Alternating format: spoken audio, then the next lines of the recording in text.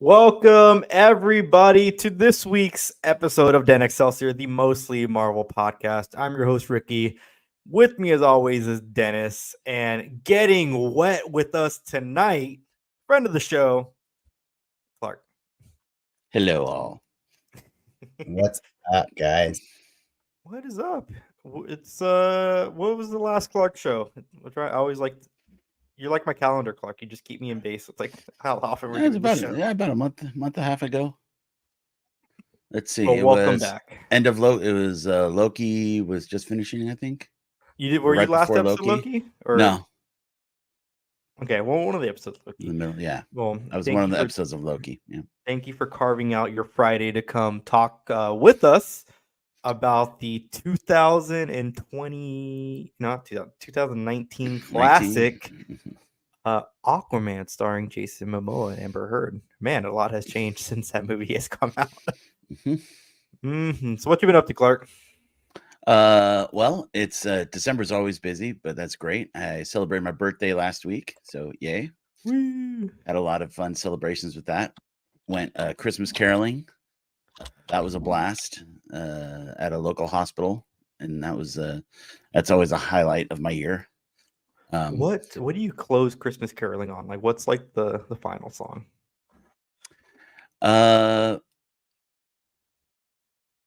We happened to finish on "Hark the Herald Angels Sing" because as we were walking out towards the parking lot, we were in the front foyer and realized how good the acoustics were there, and there was nobody there. We're like, hey, let's film one just for us, and we just belted that one, and that was a lot of fun.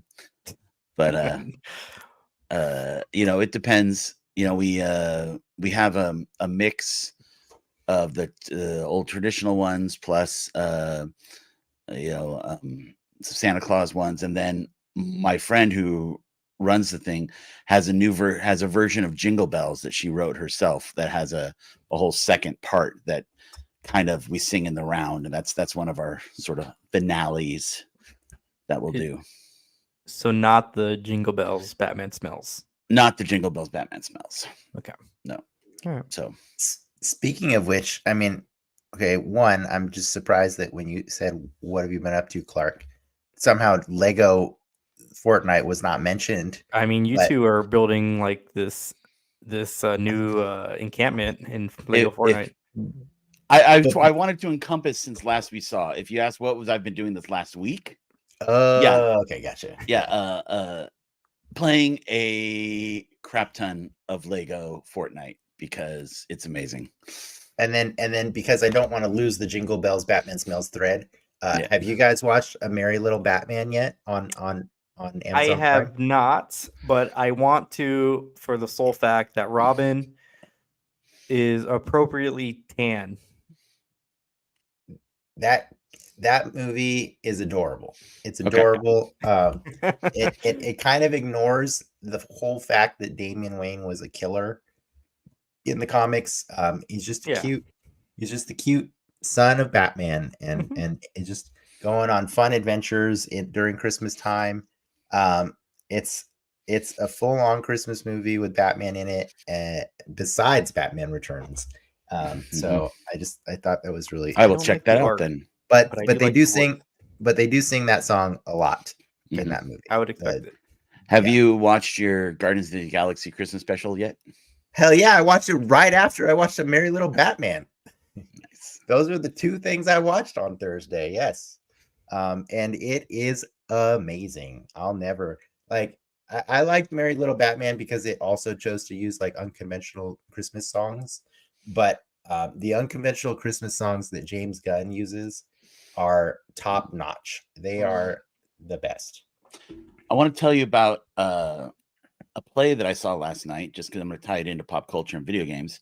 So I saw another version of Christmas Carol. It's one of my favorite stories. I love A Christmas Carol. I love all the versions, most of them. And so this one was a new version it's a musical, and it had a female Scrooge. It's called Madame Scrooge.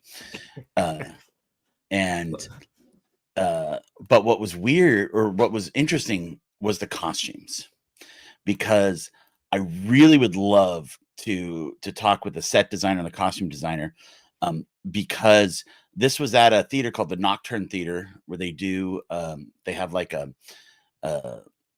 like vampire speakeasy and other stuff, like they have, I they feel like which do a one? lot Yeah. of Halloween stuff.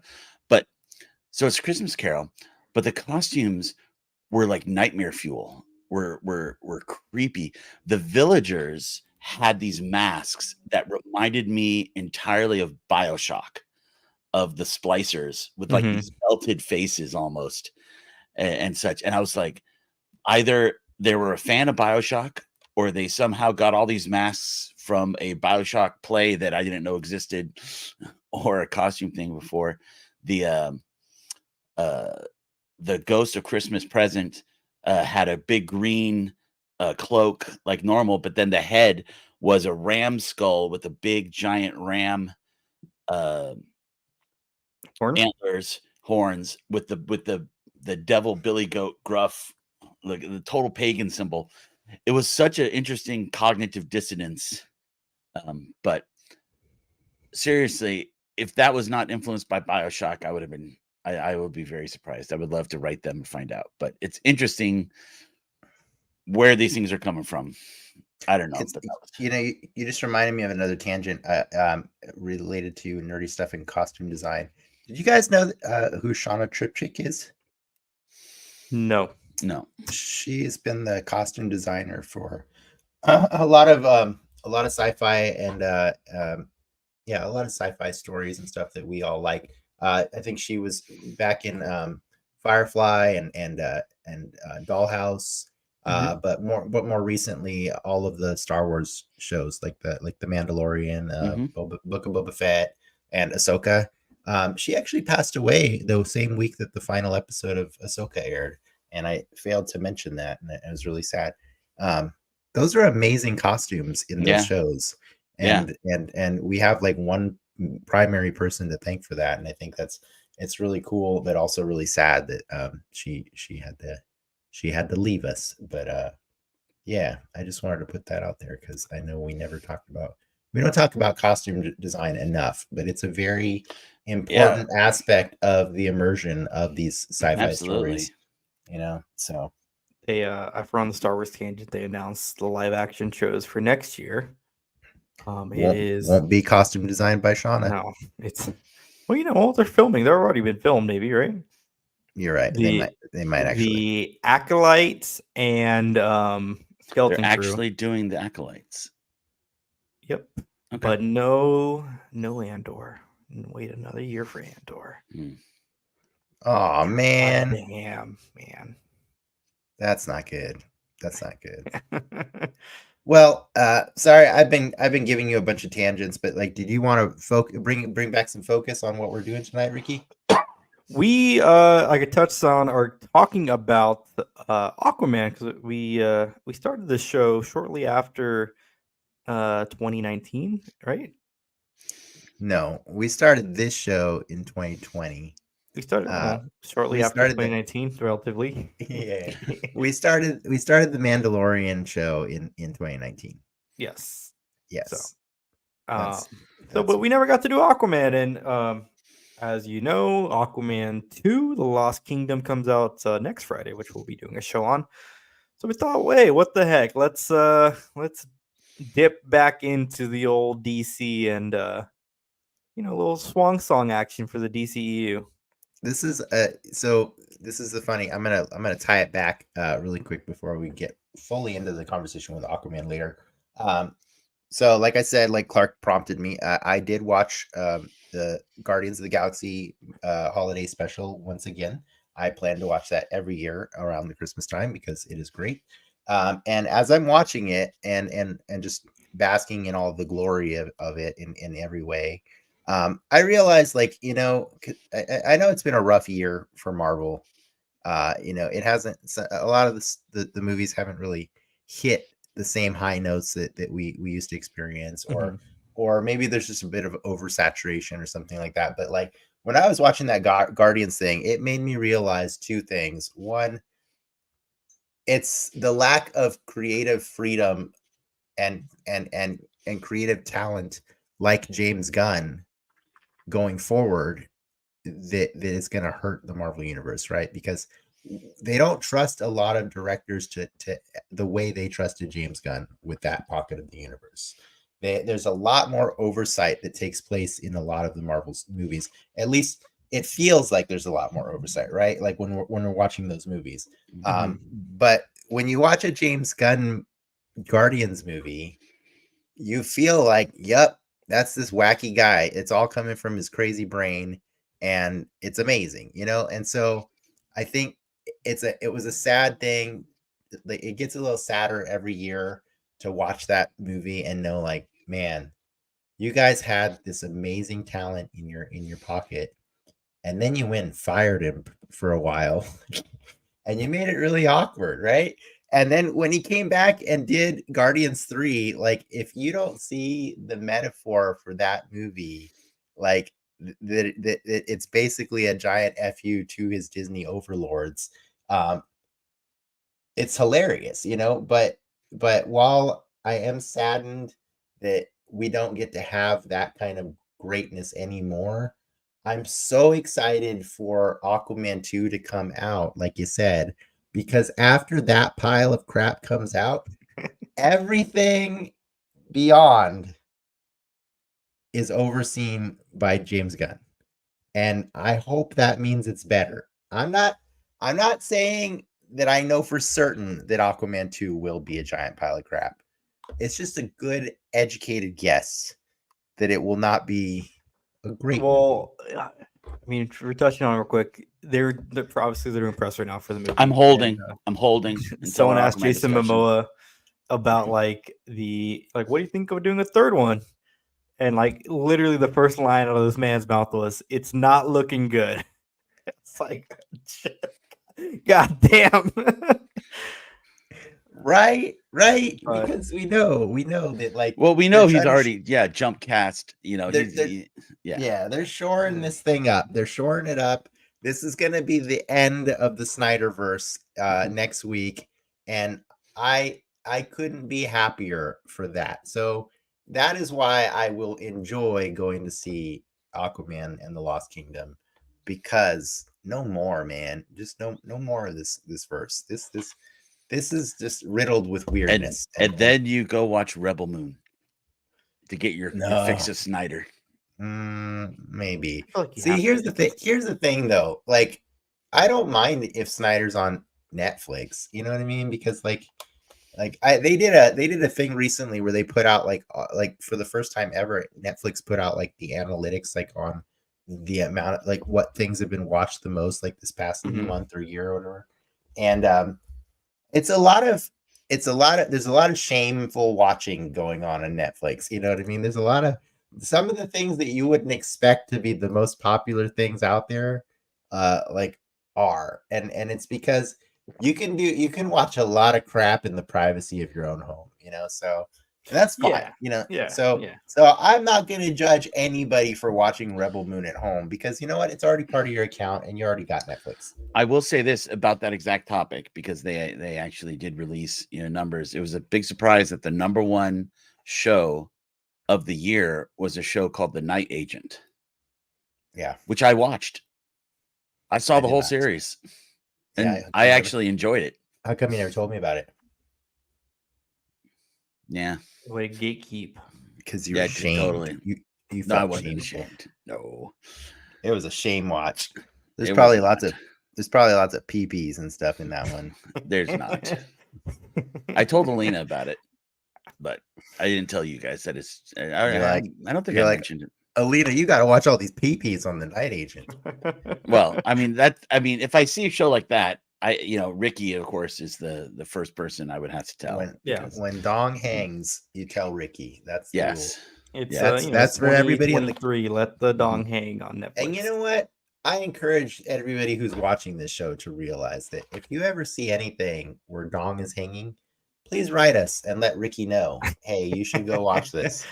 It's like his favorite thing. I'm just saying, like Clarke knows. Yeah. Clarke knows. Mhm. It's just, he loves to track it. Mhm. So, So all right, watch Obliterated on Netflix right now. wow. So that's a dog movie.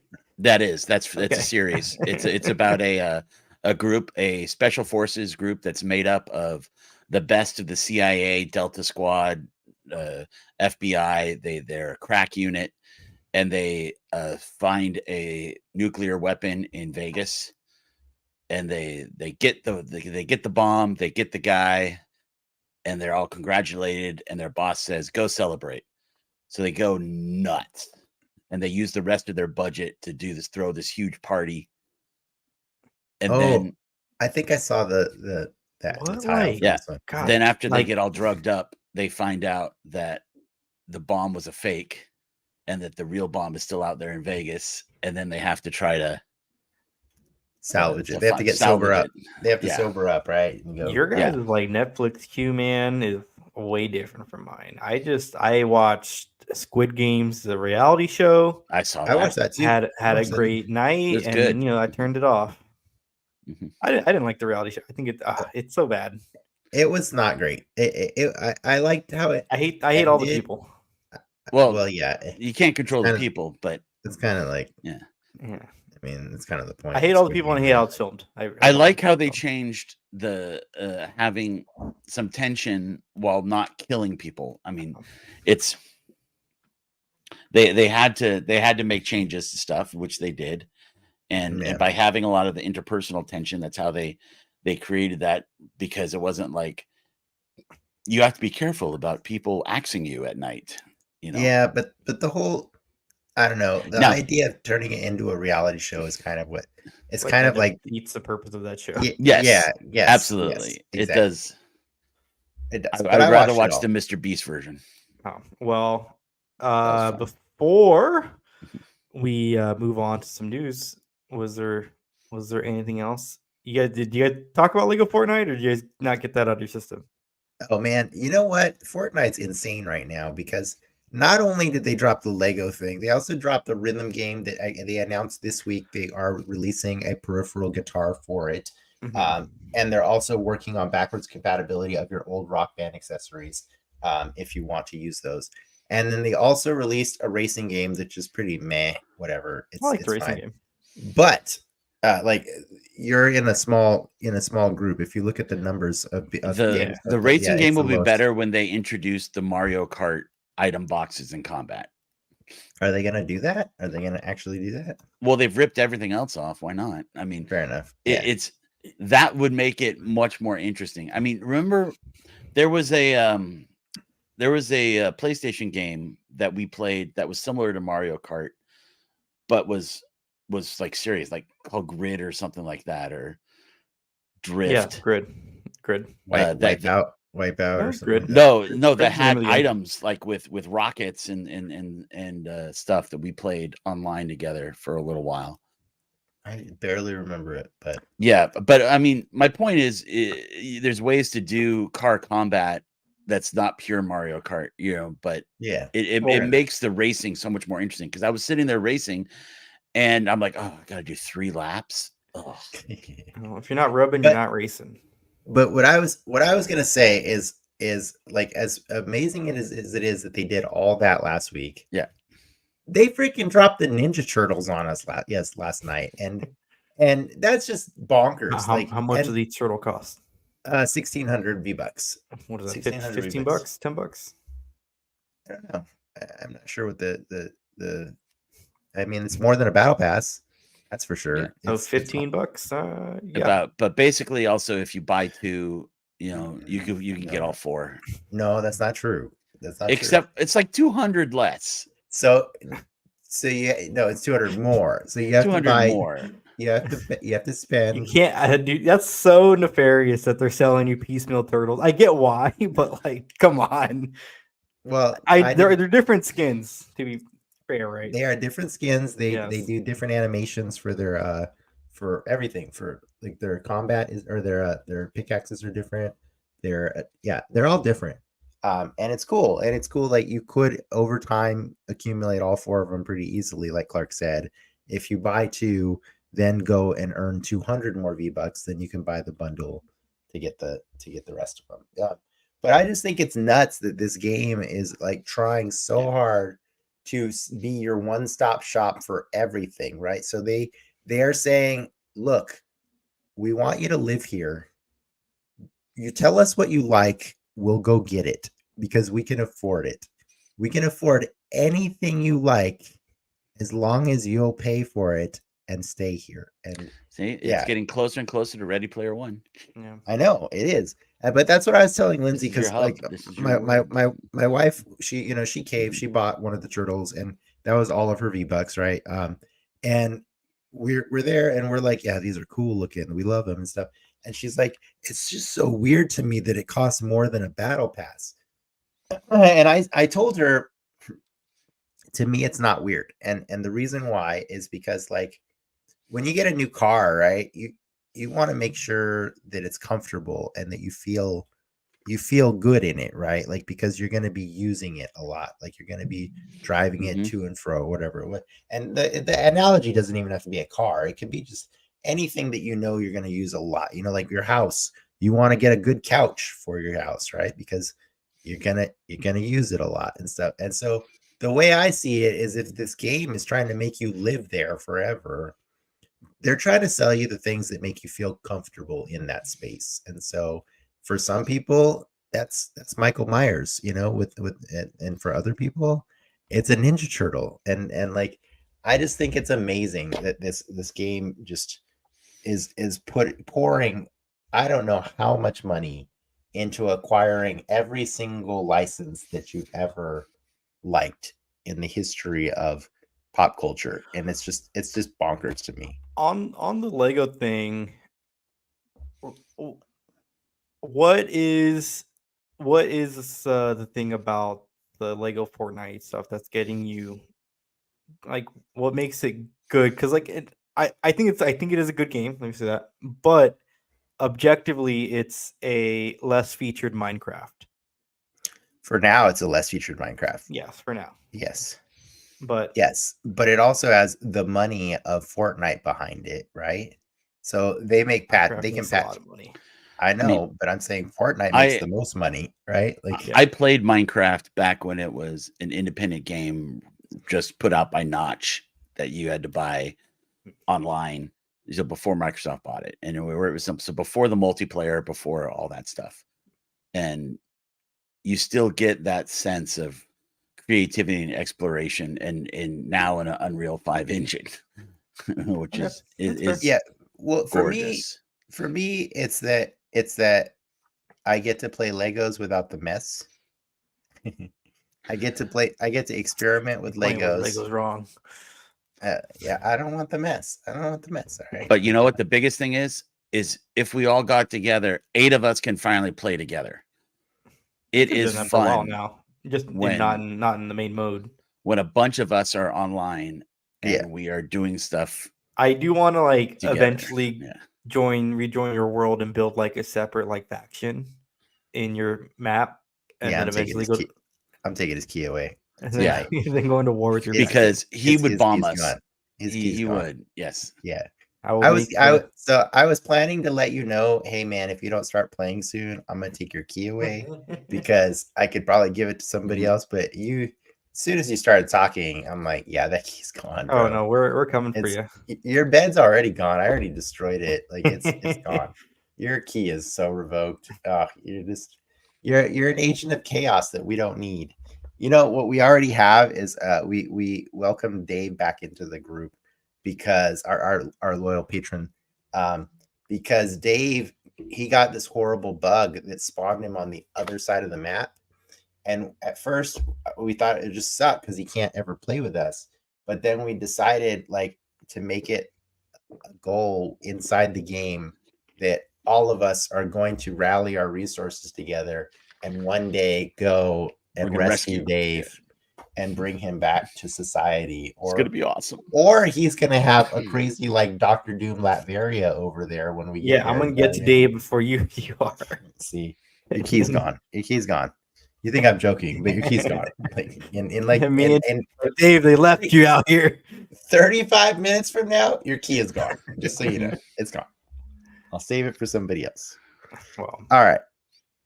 Let's not save the news for someone and share it with you all.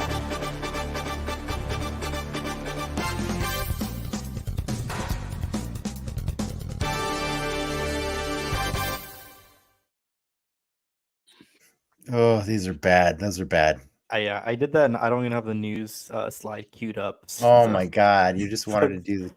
So give me 1 second. All right, I'll share. For anybody who's interested in my toy photography, here you go, guys. Here's the next photo I'll be posting. Isn't it cool? Yes. Look at that. It's really awesome. Did I buy you enough time, Ricky? Thank you for your patience, ladies and gentlemen. This week's news is coming right at you. Starting off, Marvel Studios. They're doing some press for What If season 2 coming out next Friday, and they dropped some news on what's coming out next year for Marvel Studios animation. So X-Men 97, of course, coming out. Spider-Man, your friendly neighborhood Spider-Man, formerly known as Spider-Man Freshman Year, also coming out next year.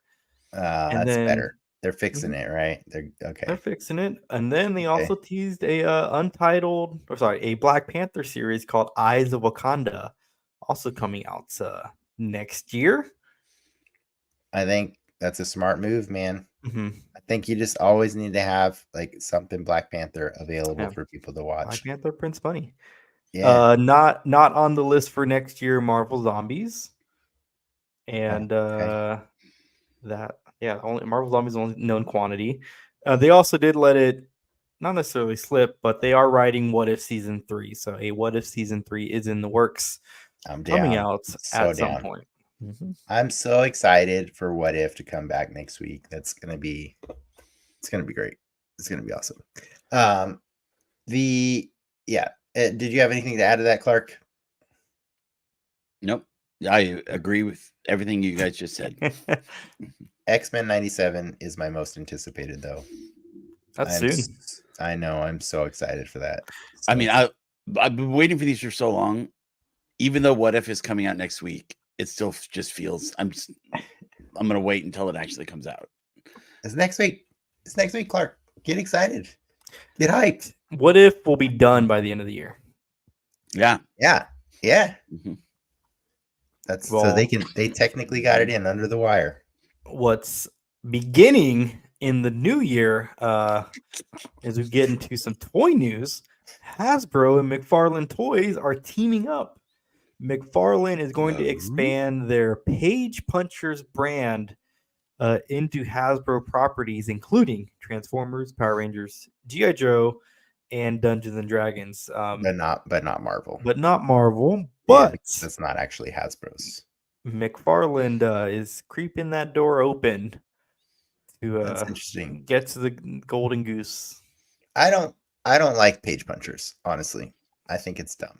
Well, they're they're a throwback to the time when you would get a toy and a comic together. Yeah, but if you're talking about the only time I ever think about those occurring, the comic was secondary to the toy. The toy was the main thing.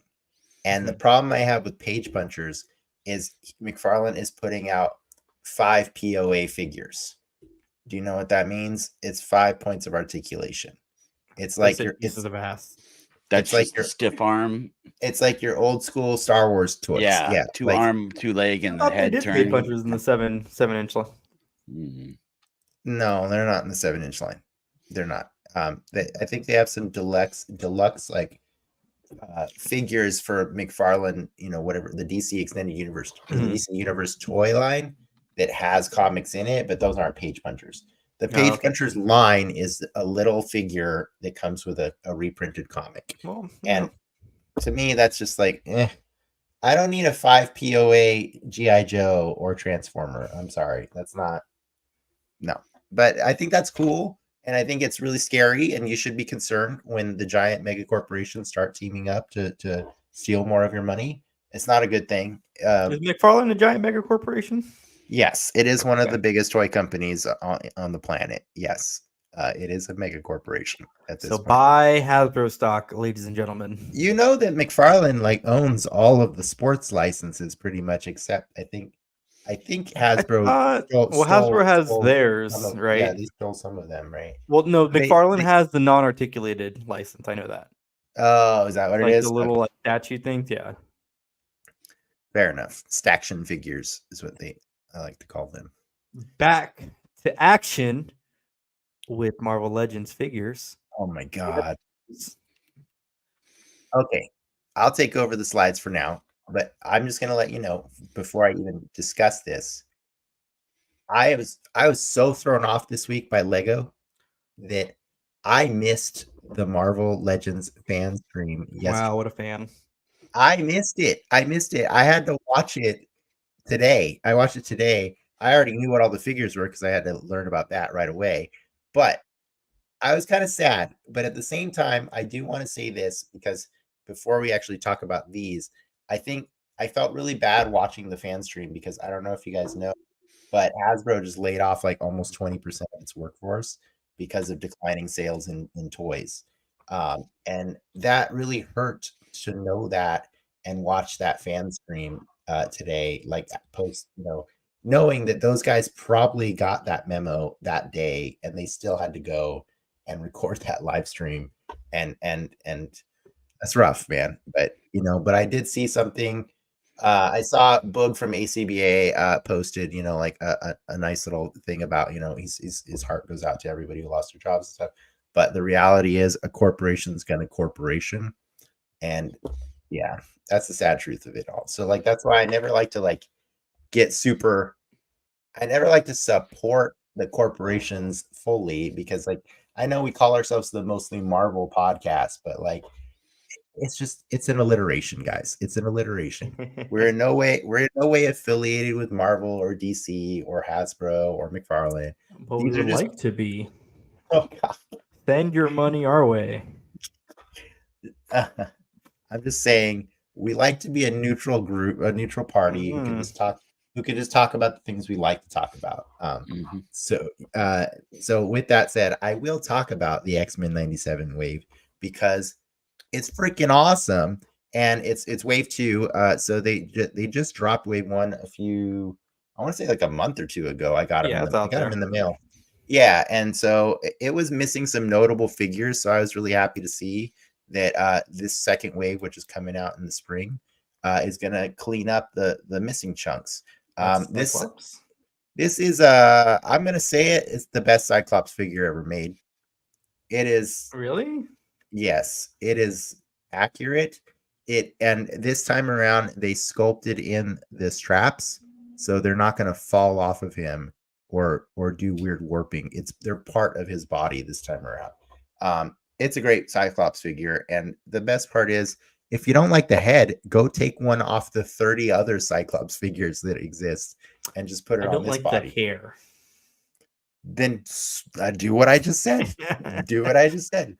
There's a billion other ones, but I think it's great. I don't know. What about that? Looks amazing. I'm actually considering buying it because that's my favorite Cyclops design, and I keep looking at the old one that they had, the Marvel Legends, and he's overpriced, and he's got the straps that fall off constantly. Yes, yeah. And so this looks way better. It's got and with the I-beams and the posability. I think the leg straps are cool. They look like separate molded pieces. They are. Yeah. They are molded. They're separate molded pieces into the legs. So. And then he's built on the bigger Vulcan body now. So like it's the new standard male figure that they have with the butterfly shoulders. But it's just a little bigger. It stands a little bigger than the older ones that they have. So it's a good figure. And then this is a brand new sculpt entirely of Jean Grey, based on her new costume design, which is pretty similar to her old school one from the 90s, but the belt's a little different. And I don't know, there's something really nice about this figure that I like, but very streamlined. It's a very streamlined design. I like The it. panel line those legs. She does have panels on the legs though. But like color them in.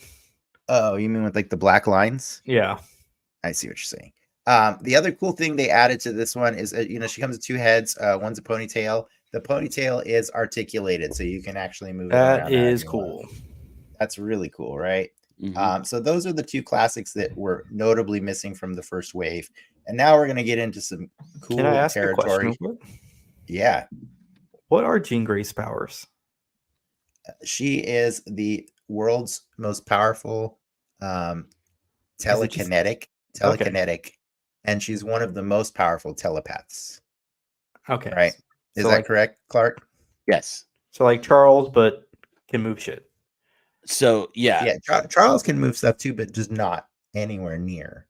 Like he's primarily a telepath.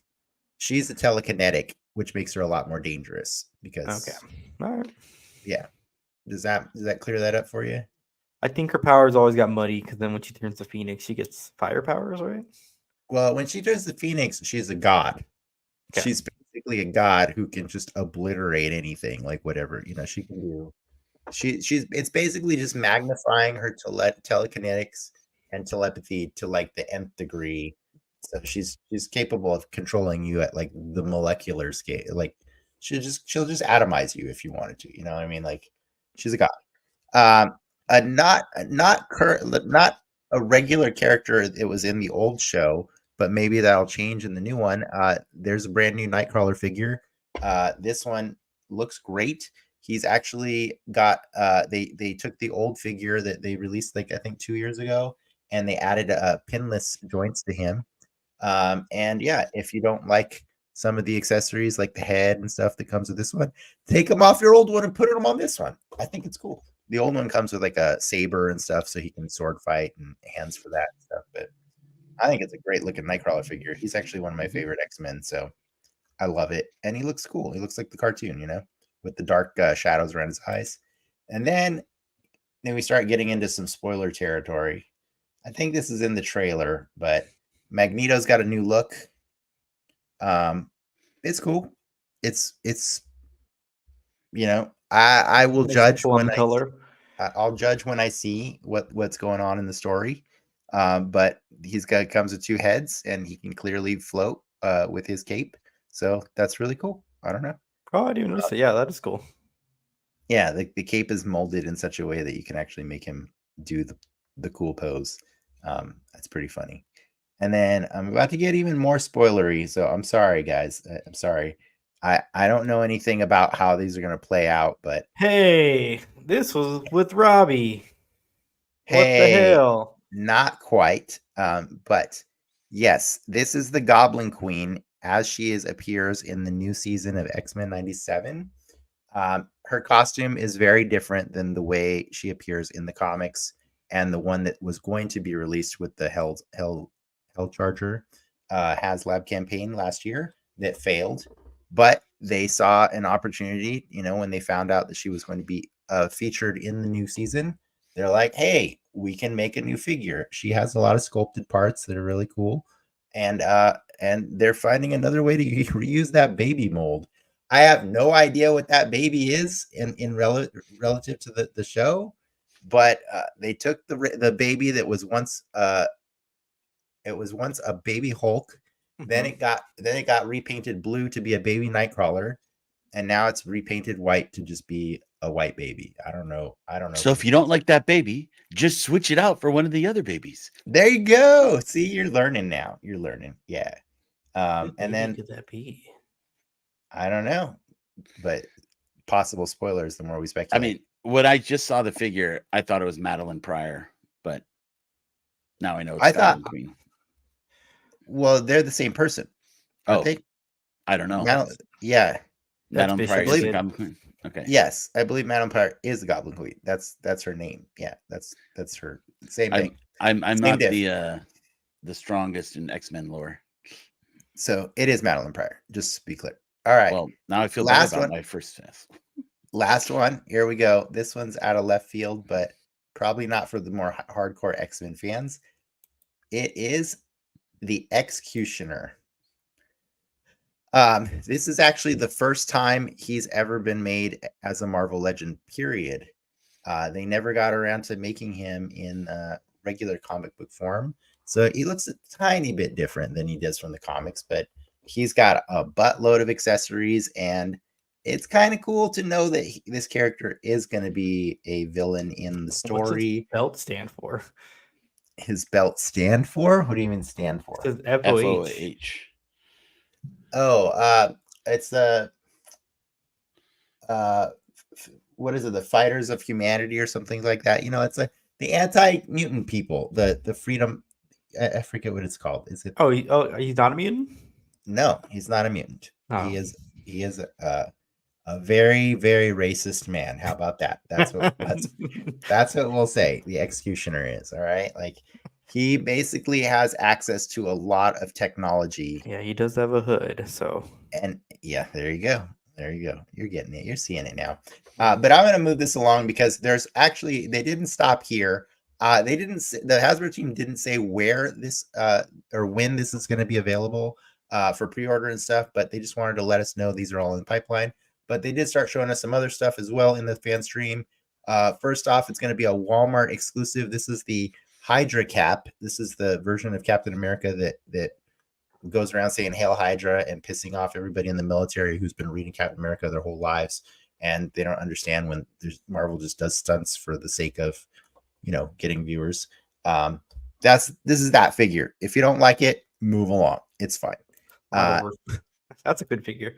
Next one up, they're doing a do-over on the Sam Wilson Captain America figure that released in a 3-pack years and years ago that did not come with the freaking wings.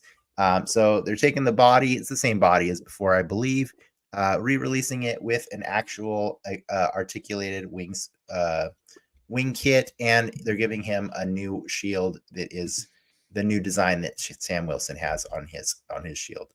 That was good. Cool figure. I think it looks awesome. Yeah, they're probably going to charge like $40 for it. Yep, probably. Yeah.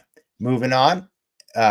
So just so you guys know, I don't know if you. Well, I'll ask you this way. There's a lot of different anniversaries that happen often. Next year is another anniversary. It's the 50th anniversary of a very popular character in Marvel Comics. Can you guess? I know, so I won't guess. Clarke can guess.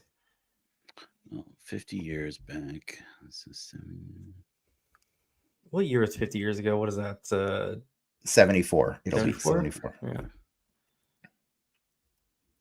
It's one of the most popular Marvel characters that did not come out in the 1960s. Wolverine. There you go. 50th anniversary. So they're doing 2-packs with Wolverine and other famous characters from the X-Men universe. Not Wolverine. This is Wolverine. This is Wolverine when he was infected by the Brood. The Brood is basically Marvel's equivalent of the Xenomorph. Yeah. But it takes over the whole body. And so this was when Wolverine got infected with it. His regeneration was not letting him fully get taken over. But yeah, this is a Brood Wolverine and pretty badass. This even happened in the cartoon too, in the X-Men cartoon. Well, Silverhawk. And that is not Silverhawk. That is Lilandra Nirmani. Yeah. Lilandra Nirmani. This is one of the loves of Professor X's life from the Shi'ar Empire. I remember her from the cartoon. She is awesome looking. I love her. A brand new mold on that body. It's really cool. So that's one of the first 2-packs that went up for pre-order today. Here's the second 2-pack. That is gorgeous. Gorgeous. Who grew up in the 90s watching X-Men and didn't love a good old-fashioned cowboy Wolverine fighting a giant saber-tooth? Oh, that is beautiful. This is everything. The hat come off. The hat comes off on one of those heads. Damn. Yes. One of those heads, I believe, has a removable hat. I think so. I could be wrong. But that's a good saber-tooth. That is the best saber-tooth. Yeah. They finally owned up to the fact that their old saber-tooths were not big enough, and they gave us the one that we all wished we had. It's also such a great example of the size Wolverine's supposed to be. Yeah.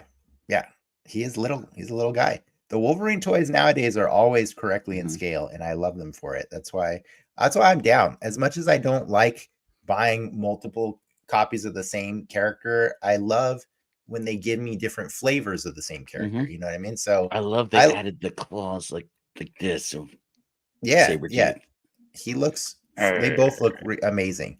And then they also announced these. This was the other one that went up for pre-order today.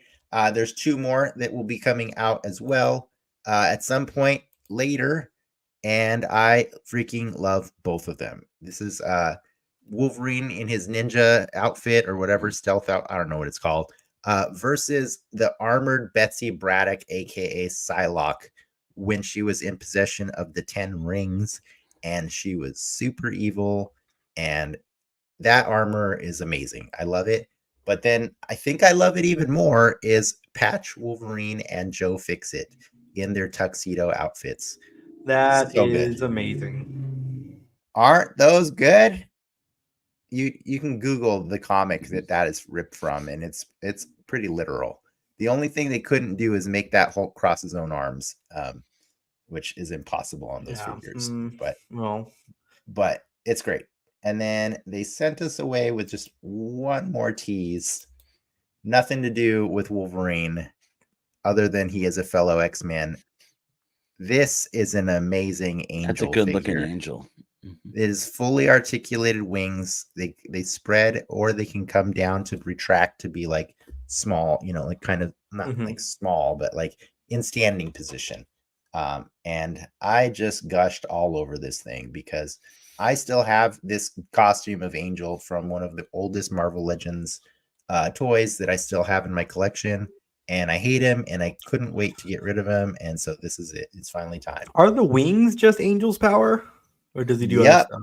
Well, eventually he got a secondary power for healing. He's the healer of the team. He can go around and touch people. That makes sense. He can fly and heal. Yeah, but he used to for 50 years or so. He just flew like the lamest flying. Yeah.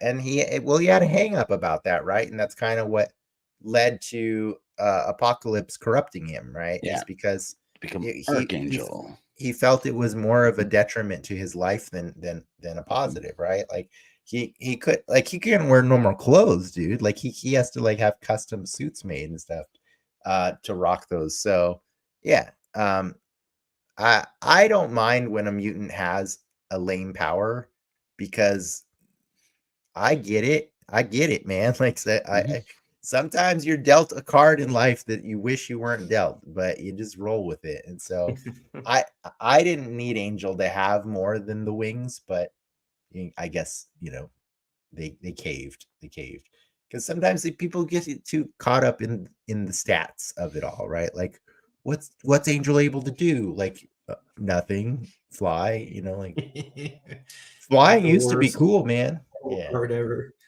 Anyways, but that's all. Thanks for letting me show you all those. Clarke, what was your favorite one I showed you? I'm going to go with Cyclops, but Cowboy Wolverine is very close second. It was a good figure. It's a good figure. What about you, Ricky? Sam Wilson, because it'll go somewhere up there next to my first edition Captain America Sam Wilson. So nice. All right. So I'm happy to have another toy on the shelf. All right. Well, now that I've wasted a sufficient amount of time, you want to spend the rest of it? Ample time to talk about this week's spotlights.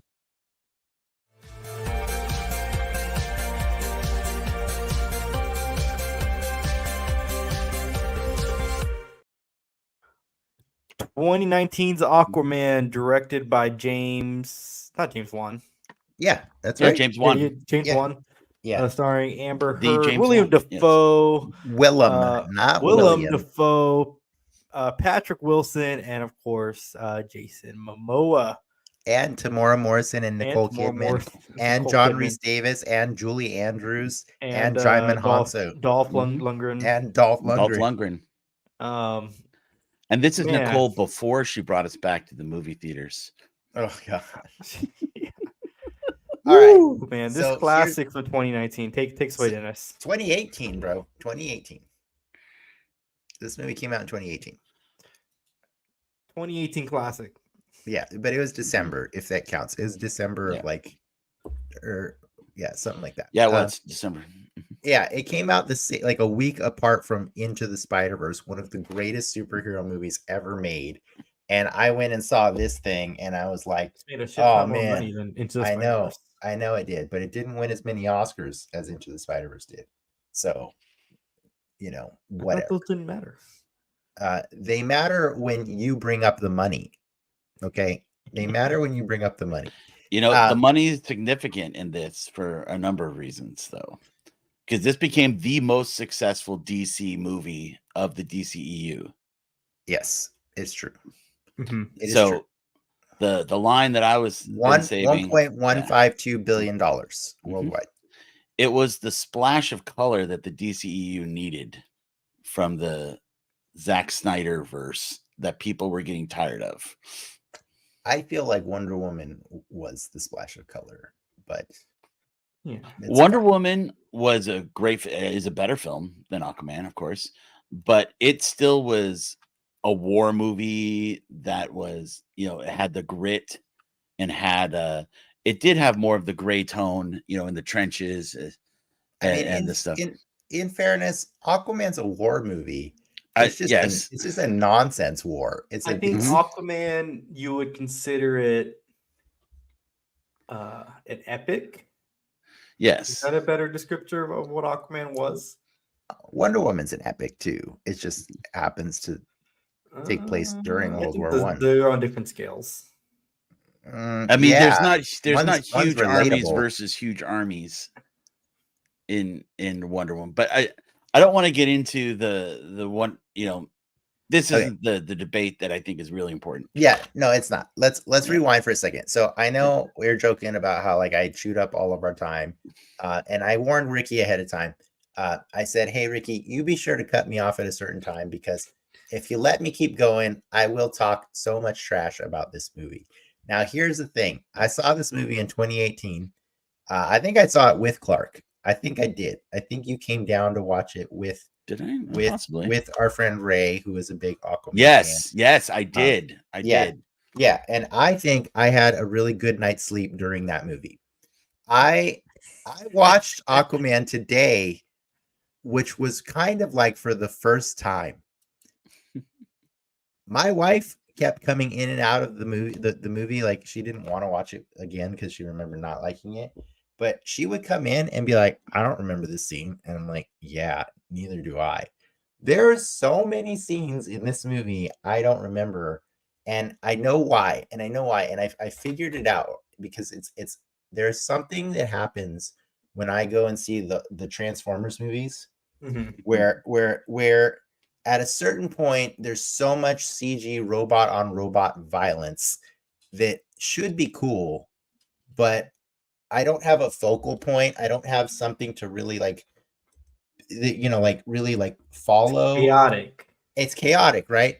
And so what ends up happening is, to me, it looks like a boring screensaver, and it puts me to sleep. It's not just the Transformers movies. It's any movie with like kind of like the Godzilla movies when it just gets big and loud and noisy. Like you would think a giant monster screaming that loud would not put me to sleep.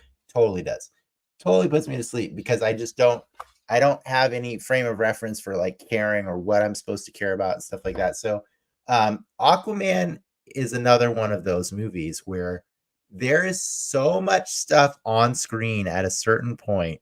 My wife hilariously said today, "I don't think there's ever been a movie with more stuff on screen than there is in this movie." And I just started laughing at what she said because I know it's hyperbole, but like she's kind of not wrong. There's so much on I agree. There's a lot going on. I would say that this J.J. Abrams tried at the end of the last Star Wars movie when he threw that giant fleet of. I don't think he came close.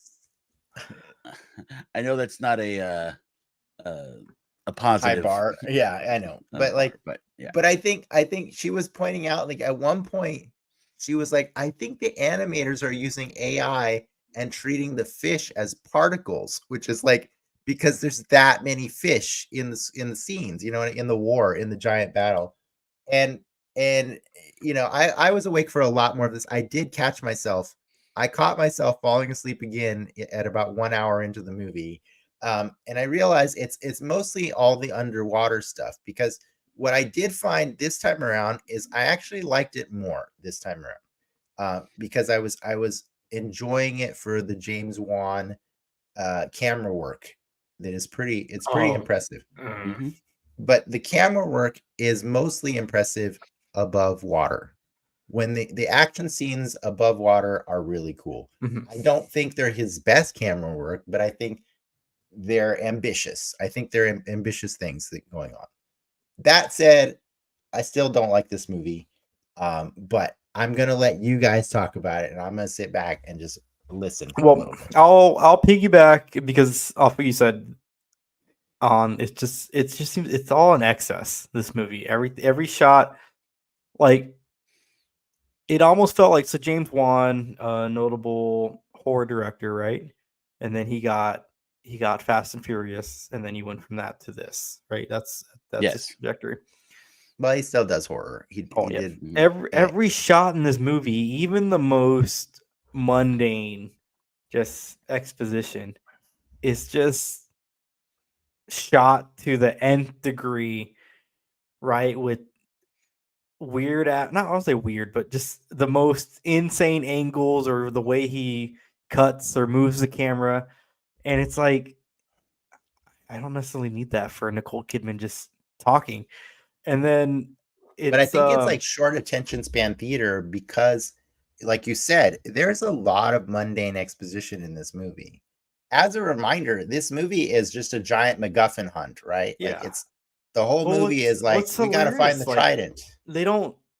he doesn't find comfort in that exposition, because, like, I shit you not, there's like 4 or 5 scenes in this movie where characters are talking, explosion, we're fighting now.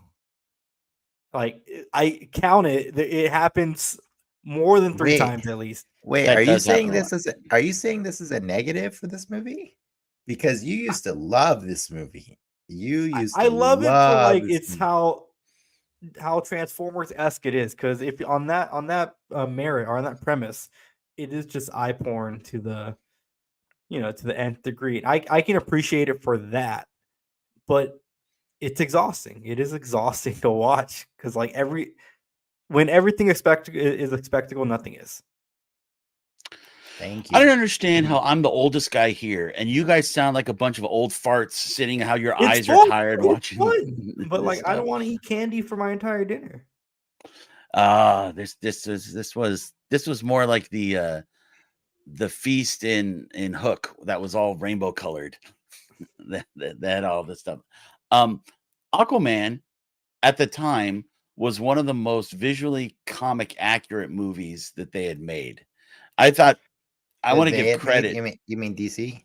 Yeah, I want to Okay. give credit how they've made the Aquaman costume work, and they made the Black Manta costume, work, and how close they were, and the visuals. I read this is also, the movie's heavily based on the Jeff Johns Aquaman run that was the New 52, which I had read, and that introduced the trench and a number of other aspects. The trench was the coolest part of the movie that I never saw the first time. There was going to be a trench movie. There was, yeah. But that was back when they thought that this movie was going to save the DCEU, which it did not. But it did. I mean, it did for a minute. Like, yes, right? I mean, it sustained them. Guaranteed but then there would not have been a Shazam or a Black Adam had this right. movie But then Justice League, that was before. Yeah, Justice League was before this.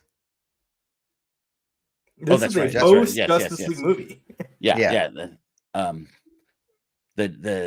Anyways, the next one, it couldn't continue the momentum that it had. And definitely Wonder Woman 84 did not help. But I love that movie. That movie's problematic. I don't care. I can love problematic things. Yes. But yeah, this one was just so epic. Was fun. I love Baby. It's fun. Like I don't want to sound like we're Yeah. knocking, or I'm knocking it, but it is.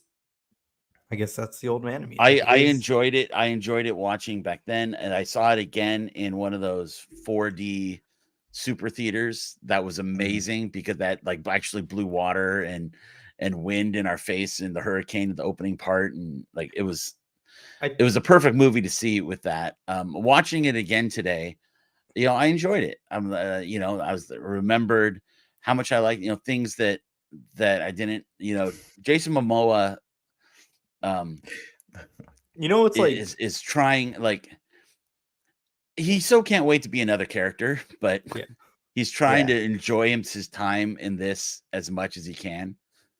I don't mind him. I don't mind him. Like, I think he's fine. when I watch him and when I hear him, I don't hear the same caliber. You know what I mean? Like when Marvel casts somebody, it's like, well, that's the most perfect person they could ever cast, right?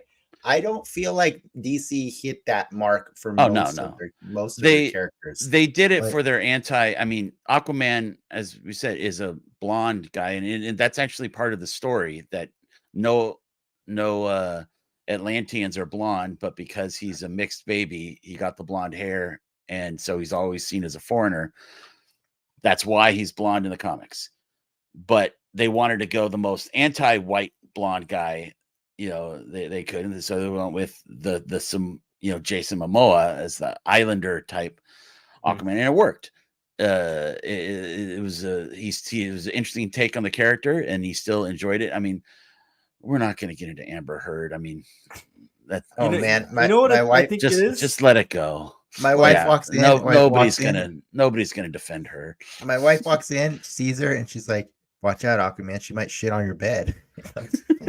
And I was like, I'm just trying to watch this movie, man. And my wife just keeps coming in with gold and just like trolling this movie every time, and then leaves. And then it's so good. But yeah, the Amber Heard of it all. She's not that great of an actress in this movie. Like I was watching her, and I'm like, okay, you're passable, but like, can you imagine if like ScarJo had played Mira? Like, wouldn't it have been so much more compelling? Like, I don't really care about Mira in this movie, other than like, damn it, Mira, you just wasted a whole wine rack of really expensive stuff. Like, that is not cool, Mira. But I think I figured it out. Watching this in theaters, I come out of it having a great time. It's a long movie, right? It's so long. I feel like I got my money's worth out of that movie going experience. But watching it at home, it is a different thing. It is, it's. I don't have the spectacle of the screen. I don't have the spectacle of the sound. It's long, and you really get to see like, oh, this is not you have to pay attention to the dialogue, and it's kind of just there. I have the benefit of watching it in surround sound and on a bigger screen. But I watched it on a nice screen and a nice sound. But that said, the last wife nugget I'll share with you is she, at some point, like after like the 2-hour mark, she walks in and she's like, "This movie is so long. I feel like you have been watching this movie all day. In fact, I feel like you've been watching this movie all week. Like, this movie won't stop." And I'm like, it's like 5 minutes away from ending. I promise. It's like it, and like just I could tell because I basically had hijacked the living room with this movie for the entirety of this evening just to get ready for this show. And it's long, and what makes it long is that everything Ricky said is that it's just exhaustive. Like to like, you don't like. I'm gonna bring this up one last time because I think I brought it up with the Marvels conversation, but it was a positive in the Marvels, but like that scene in Loki season 2 where some of the people from I'm trying to remember the name of the bureau or whatever, the time TVA? the TVA, yes, the TVA people have gone rogue and they're going and destroying all the branching timelines, right? Mhm. And they're freaking out because they're like, oh my god, billions of people are dying. And then enter Loki and Sylvie. They do some CG, blah blah blah. They, CG save the day and they stop them. But it's still probably billions of people still died, right? And it really annoyed me because like they're saying numbers like billions of people are dying, but as an audience member, you're not allowed to care because you're not seeing, you're not relating to, you're not feeling. So it just felt empty, right? That they're, I don't know, they probably saved countless other trillions and like, but like who's keeping score at that point, right? Because like you lost billions, I guess. And so for me, it was kind of the same thing with Aquaman. Like there's this giant battle going on underwater where there's arguably like billions and possibly even more trillions of lives down there that are all getting wasted in this giant war, and you can't care or feel for any of it, right? Like You know what they say, there's plenty of fish in the sea. yeah, there you go. We should probably end it there soon because I am a teen, or I Abdul have no great. desire to sit here and just roll the rock back and forth about Aquaman. I just say it still is. It was a fun splash in the DCEU, and I'm happy looking that for this it next got one. made. I'm happy that it exists. I think it's a fine Aquaman movie, but that doesn't make it a great superhero movie. No. You know what was funny is when it ended, my HBO Max recommended you might also like The Green Lantern. And I was like, all right, okay. In fairness, by comparison, this Aquaman movie was amazing. Okay. Yeah. It is a really beautiful looking thing to behold. And there are some cool, there's hero moments for sure. Like Aquaman has an arc. He gets to he starts out as kind of a jerk and he ends by wanting to save as many people as he can, except he shows up with a giant like Caraffin and just annihilates so many people or so many creatures just while this thing crawls out of the ground. Out of the lava. I was like, what are you doing, bro? You're killing Kraken all played the by people Helen Mirren. Yeah. No, it was Julie Andrews. Julie Andrews. Julie Andrews. It's Mary Poppins, y'all. It was Mary Poppins. Yeah. Oh my god. My last thing that I would say is that Aquaman went in as a character has a lot of baggage. Is because of the jokes, the stereotypes of he talks to fish, yeah, and the riding of the seahorse in the cartoons from the 70s.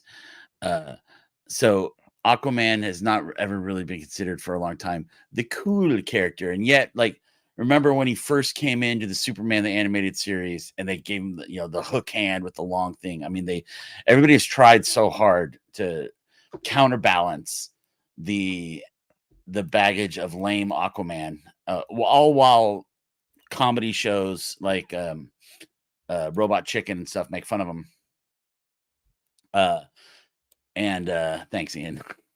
Well, and the whole premise and I think that yes, and they I give a lot of credit because they succeeded, because they took that character with all that baggage and made it the most successful movie in the DCU. They did. They made it appealing to the audience. Yes, they appealed. It is a $1 billion movie. Yeah.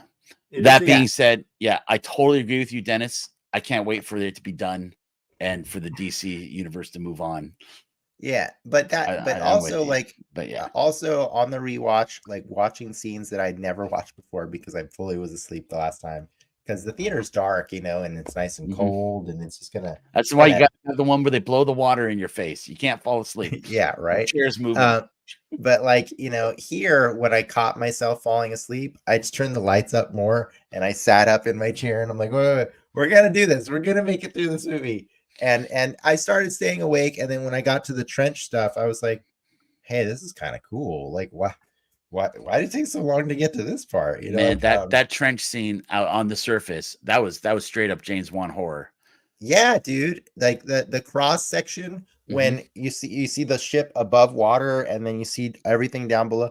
That was gorgeous. All right. Like that was a gorgeous scene that I promise you I've never seen before today. And so I thought it was really cool. I It's also actually had never seen almost I'd never directly seen- from the comic. There's a full panel of that. That's cool. Yeah, I had also never seen the octopus playing the drums until today. I love that. That's all right. I will say this, like it did make me willing to accept a second going of this next week. So I am on board. I'm more on board knowing that Mira is somehow gonna get shelved in that movie. I can't wait to see how they. Yeah, I really want to see how they deal with her. I'm not excited to see more Tamora Morrison or Nicole Kidman because I think they're pretty awful in this movie. Like they're the hardest part for me, and I know that the movie kind of like bookends the whole story around them. But yeah, I kind of hate them in this movie. So well, there will be a baby this time around, so who knows? nice. Maybe they can Aqualad. be grandparents. Yes. But I appreciate you coming to talk with us about this and all the other stuff we You're talked always about. down to clown Clarke, and that's why we love you. And I do appreciate that you sat through 2.5 hours of Aquaman again so that you could talk about it. I really like, in the grand scheme of things, I don't hate it as much as it may sound like I do, because like there are a lot of things to love, and like Clarke said, it is pretty comic accurate. I guess I just don't like Aquaman comics is probably what I'm trying to say too. I have heard you badmouth this character for most of our lives. Yeah. So he's that is fair that you can get through this much, because literally for most of our lives, just partly just to make fun of Ray because of his love of Aquaman, but I have heard you badmouth this character since we were in our 20s. Yeah. I liked him better on Entourage when it was a joke.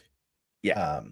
So now it's a real thing, and yay, cool. But Well, I think we should at least say that we'll be in a more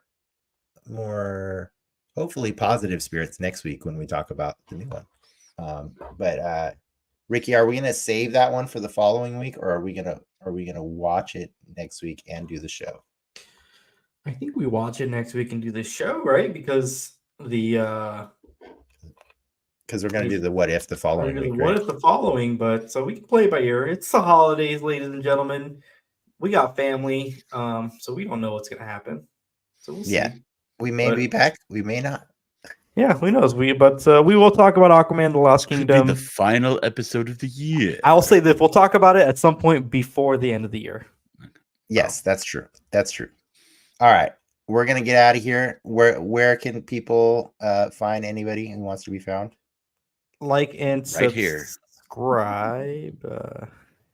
Patreon.com/DenExcelsior. Denex Media. Denex Media.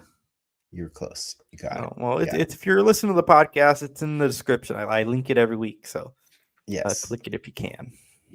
All right, guys. Thanks to our audience for watching live, and for everybody who tunes in afterwards. Again, if you happen to ever see any piece of media with dong in it, please go to comments and let Ricky know he wants to watch it. I'll send you my Telegram or. All right, we're getting out of here. With that, true believers, enough said.